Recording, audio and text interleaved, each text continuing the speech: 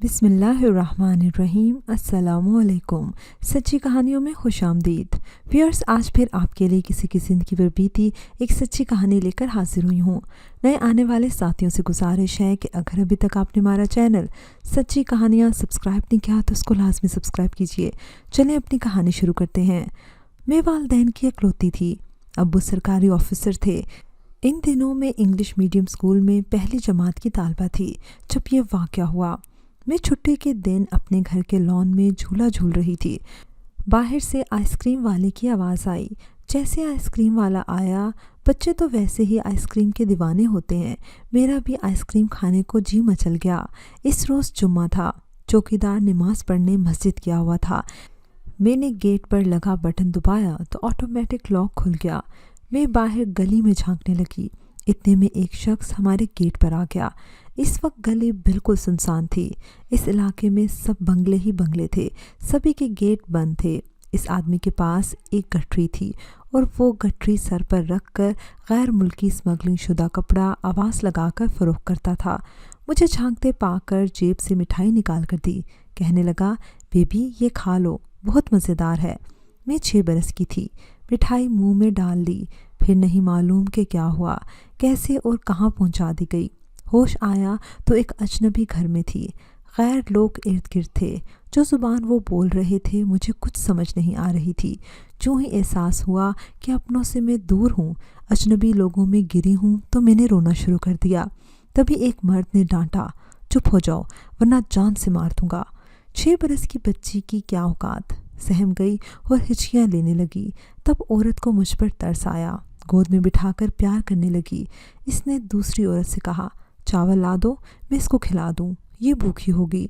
وہ پیار سے منہ میں میرے لقمے دینے لگی۔ میں اتنی خوفزدہ تھی کہ کھانا بھی نہ کھا پا رہی تھی۔ بھوک پیاس کا احساس مٹ گیا تھا۔ روتے ہوئے بولی، اپنے گھر جانا ہے، امی کے پاس جانا ہے۔ عورت نے پیار کیا، تم کھانا کھا لو تو پھر تمہارے گھر لے چلیں گے، تمہاری امی کے پاس۔ شاباش، اب چپ ہو جاؤ اور کھانا کھا لو۔ زبردستی 2-4 لقمے اس عورت نے میرے منہ میں ڈالے اور تھپک تھپک کر مجھے سلا دیا۔ اگلے روز آنکھ کھلی تو والدین سے بچھڑنے کا غم تازہ تھا۔ رٹ لگا دی، گھر جانا ہے۔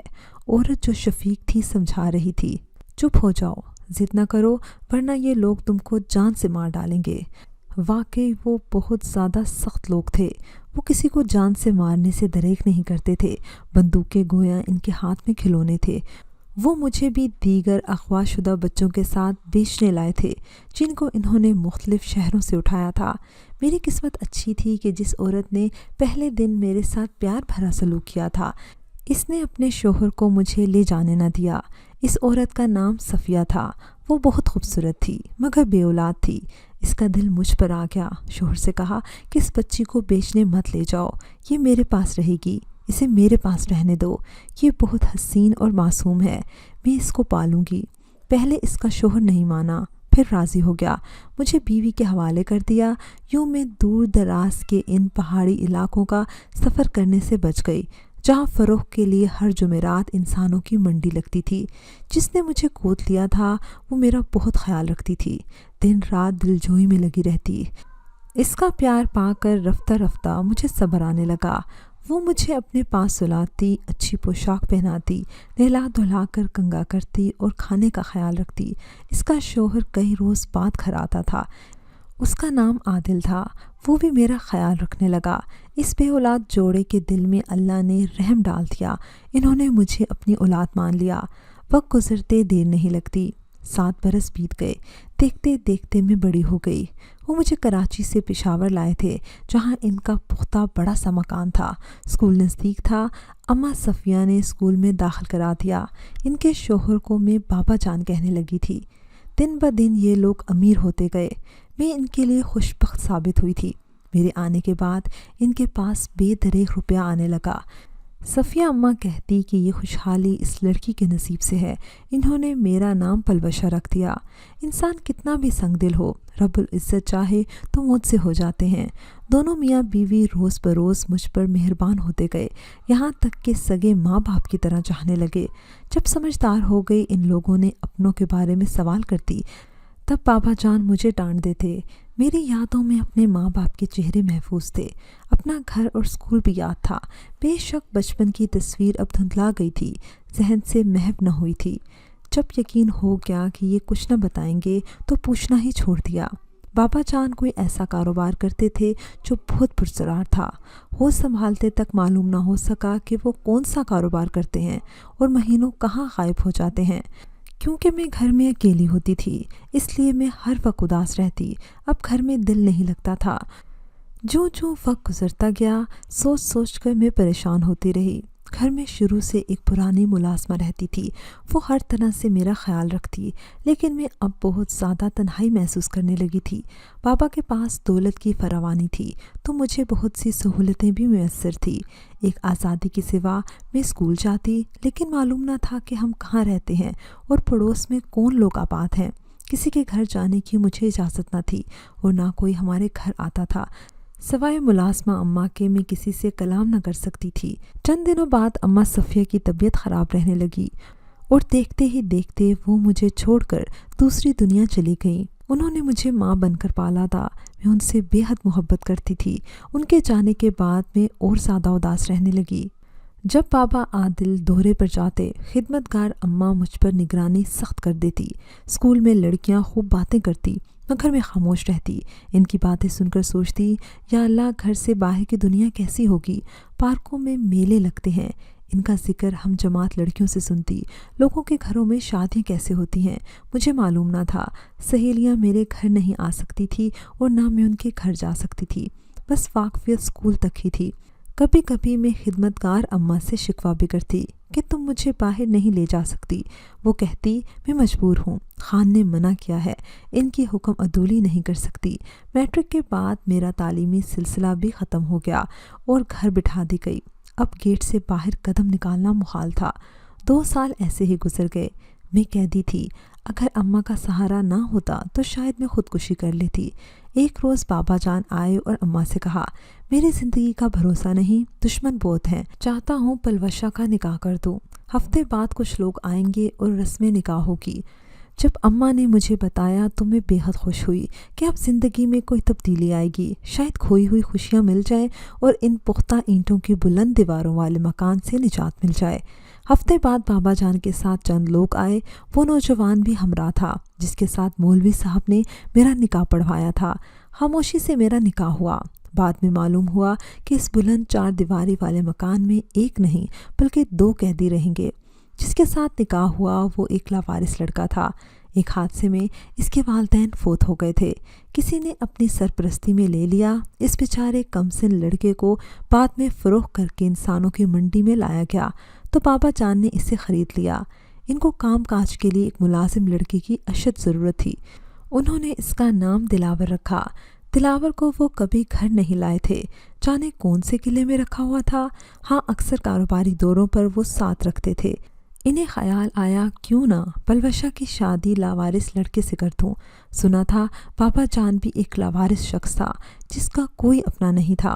किसी ने अगवा किया, किसी ने ख़रीदा, लेकिन फिर नसीब ने फर्श से अर्श पर पहुंचा दिया। नसीब में दौलत थी मगर जानते ना थे इनकी इस दौलत का अब वारिस कौन होगा। अम्मा सफ़िया कौन थी, उनकी शादी कैसे बाबा आदिल से हुई, मुझे कुछ मालूम ना था। औलाद ना हुई तो दूसरी शादी भी ना की।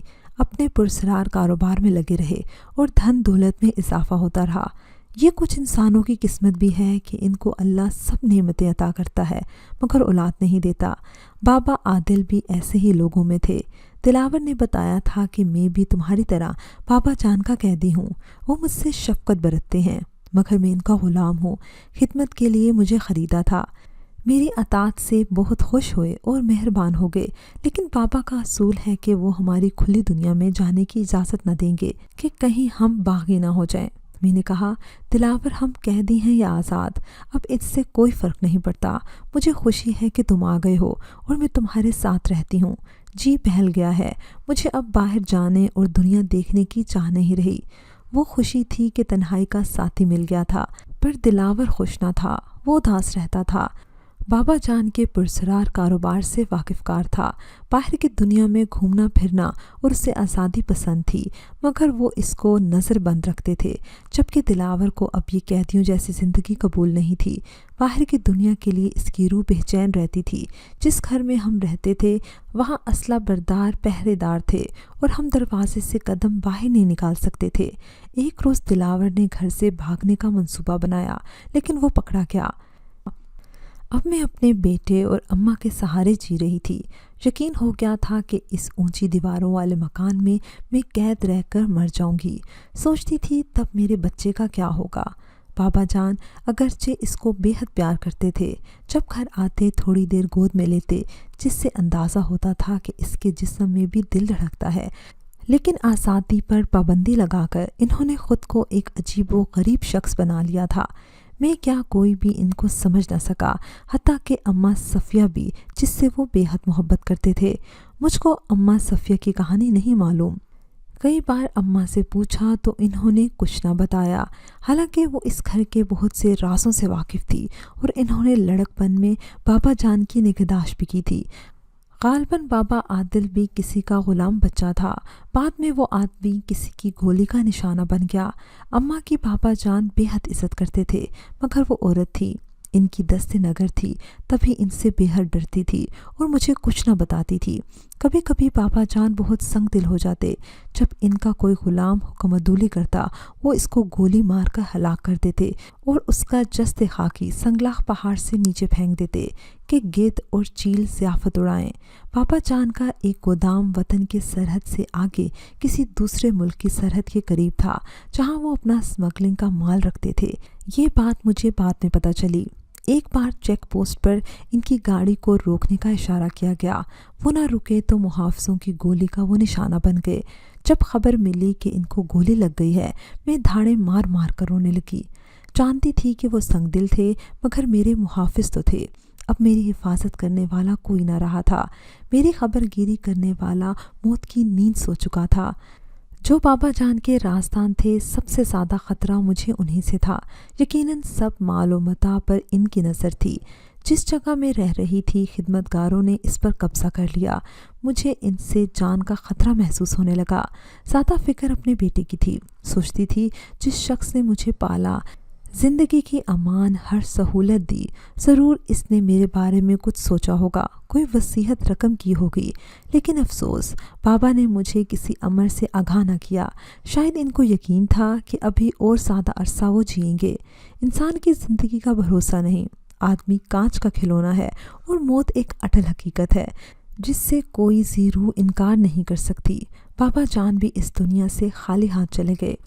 मुझे तो अपने बारे में इल्म ना था कि अगवा करके यहाँ तक लाने वाला कौन था जो बच्चों को स्मगल करते थे। शायद इनका सरखना भी मेरे बाबा जान ही थे। खुदा ही जाने मुझे मेरे वालदैन से महरूम करने वाले इस संगदिल का क्या मकसद था। अगवा करके फ़रोख से रुपया हासिल करना चाहते थे या किसी दुश्मनी का वो बदला लेना चाहते थे। काश मैं अपने बचपन की इन यादों को भुला सकती, जो शहद से ज़्यादा शीरीं मगर कांटों से ज़्यादा नोकीली थी, जो रह रहकर मेरी रूह को तार तार करती रहती थी। तुम एक स्मगलर की बेटी हो। तुम्हारा बाप 2 मुल्कों की सरहद के दरमियान स्मगलिंग करता था। इसकी जमा की हुई दौलत काली थी। ये बात मुझे घर के एक मुहाफ़िज़ ने बताई थी। इसी ने मुझे बाबा जान की गोली लगने और फौत होने की खबर भी दी थी। अब दिन रात यही फ़िक्र थी कि किसी तौर पर मैं महफूज मकाम पर चली जाऊं। अपने से ज़्यादा बेटे की जान बचाने की सोच में मैं घुल रही थी। मुहाफ़िज़ बार बार पूछते थे, बलवशा बीबी, क्या बाबा जान ने तुम्हें कोई कागज़ात दिए थे? हरगिज़ नहीं। मैं जवाब देती, मेरे पास कोई कागज़ात नहीं हैं। अम्मा भी परेशान और सहमी सहमी हुई थी। एक दिन मैं सुबह बेदार हुई तो खिदमतगार अम्मा को ना पाया। खुदा जाने वो कहाँ गायब हो गई थी, या इन्हीं लोगों ने उन्हें गायब कर दिया था। ये मेरे लिए ख़तरे का अलार्म था। सोचती थी, क्यों बाबा जान ने मुझे हर किसी से पोशीदा रखा, वरना कोई तो इनका खैर ख्वाह मेरी मदद को आता। अब कुली तौर पर मैं मुहाफ़िज़ों के रहमो करम पर थी। जाने क्या इनके दिल में था, वो क्या मेरे बारे में सोचते रहे होंगे। मुझे इन दरबानों पर एतबार न था जिनके भरोसे पर मैं रह रही थी। एक दिन एक शख्स आया। इसने कहा कि बाबा जान का वकील हूँ اور پلوشہ بیوی سے بات کرنا چاہتا ہوں۔ دربان اسے مجھ سے ملنے سے روکے ہوئے تھے۔ اتفاق کہ میرے کانوں میں اس کی تکرار پڑ گئی تو میں خود گیٹ تک چلی گئی اور کہا مجھے کسی سے نہیں بات کرنی۔ ہاں میرا بچہ بیمار ہے، کسی ڈاکٹر کو بھیجو یا اسے اسپتال لے چلو۔ وہ شخص میرا اشارہ سمجھ گیا۔ اس نے دربانوں سے تکرار نہ کی اور چلا گیا۔ اگلی صبح جب کہ دربان ناشتے کرنے میں مصروف تھے، ایک نوجوان آیا۔ اس نے کہا کہ میں قریبی ہسپتال کا ڈسپنسر ہوں۔ وہ بابا کی زندگی میں بھی کئی بار انجیکشن لگانے آ چکا تھا۔ دربار نے اسے اندر آنے کی اجازت دے دی۔ جب وہ میرے بیٹے کی نبض دیکھ رہا تھا، میں نے ایک کاغذ نسخہ لکھنے کے بہانے اسے دیا۔ اس پر لکھی تحریر اس نے پڑھ لی۔ اس میں لکھا تھا خدا کے لیے میری مدد کرو اور مجھے یہاں سے نکال لو، میری جان کو خطرہ ہے۔ جب محافظ گرم پانی لینے گیا مجھے موقع مل گیا۔ بچے کو لے کر خالی ہاتھ میں گیٹ سے نکل گئی۔ تھوڑی دوری پر وکیل گاڑی لیے موجود تھا۔ اس نے ہم کو گاڑی میں بٹھا لیا اور آنن فانن خطرے کی حدود سے ہم باہر آ گئے۔ اسی شام میرا نکاح وکیل صاحب کے ساتھ کر دیا گیا۔ تمام زندگی ایک پرسرار ڈرامے کی طرح گزری تھی اور انجام بھی ڈرامائی ہوا۔ خدا کا شکر ہے کہ وکیل صاحب ایک اچھے آدمی تھے۔ انہوں نے کوشش کر کے کچھ سرمایہ مجھے دلوا دیا، مگر جائیداد اور باقی اثاثے نہ مل سکے۔ وہ لڑ جھگڑ کر ان سنگ دلوں سے مجھے کچھ دلوانے سے قاصر رہے، کیونکہ انہیں اپنی زندگی بھی پیاری تھی۔ مجھے بھی ان بکھیروں میں پڑنے کی کہاں سکت تھی، کیونکہ میں دوبارہ بیوہ نہ ہونا چاہتی تھی۔ جس کا کوئی وارث نہ ہو وہ عورت یوں بھی مال غنیمت سمجھی جاتی ہے۔ میں وکیل صاحب کی بے حد مشکور تھی، جنہوں نے مجھے آزادی دلائی اور میری اور میرے بچے کی زندگی بچا لی۔ نکاح کے بعد میں نے وکیل صاحب کے ساتھ پرسکون زندگی بسر کی۔ انہوں نے مجھے میرے حقیقی والدین سے بھی ملایا۔ میرے ماں باپ مجھے دیکھ کر بے حد خوش تھے۔ مجھے واپس پا کر ان کے آنسو ہی نہ تھمتے تھے۔ وکیل صاحب کے گھر میں رزق حلال تھا اور سکون تھا۔ میرے بچے کو باپ کا تحفظ دیا۔ میرا بیٹا بڑا ہو گیا، اس نے تعلیم حاصل کی اور پھر ملازمت کر لی۔ بیٹے جوان ہوں تو دکھ کم ہو جاتے ہیں۔ میرے بھی اچھے دن آ گئے۔ ایک نیک گھرانے میں اس کی شادی کی اور ہم بلا خوف زندگی گزارنے لگے۔ کبھی کبھی میں ماضی پر نظر ڈالتی ہوں تو جی کانپ جاتا ہے۔ اب جب کہ میں عمر رسیدہ ہوں، زندگی کے دن تھوڑے رہ گئے ہیں، سوچتی ہوں یہ اپنے بیٹے اور اس کے بچوں کے ساتھ گزر جائیں تو اچھا ہے۔ دعا کرتی ہوں خدا کسی بچے کو اس کے والدین سے جدا نہ کرے۔ بہو اور بیٹے کو بھی یہی تلقین کرتی ہوں کہ اپنے بچوں کی بہت حفاظت کرنا، کہ زمانہ بہت سنگ دل ہے، وہ کسی کی کوئی پرواہ نہیں کرتا۔ ویورز، مجھے امید ہے کہ آپ کو ہماری آج کی کہانی پسند آئی ہوگی۔